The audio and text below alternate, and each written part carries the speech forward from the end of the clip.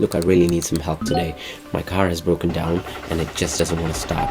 I've tried cleaning it, got rid of all the dirt, I washed it and I buffed the paint and it looks brand new. But it just doesn't want to start. So I really thought that somebody could help. Sorry, I think I've got a message.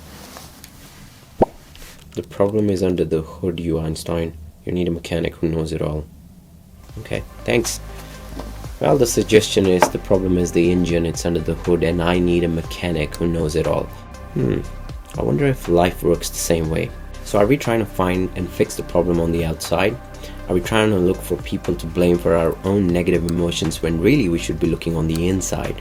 So if it is the car's engine that is broken, would it be our mindset that is?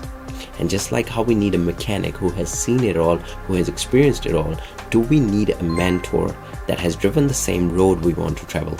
Maybe the world is a mirror. What we see on the outside is just a reflection of what's going on inside. Let's fix the engine and not just the paint. Let's start with the inside. Thanks for tuning in, and I will see you at the top.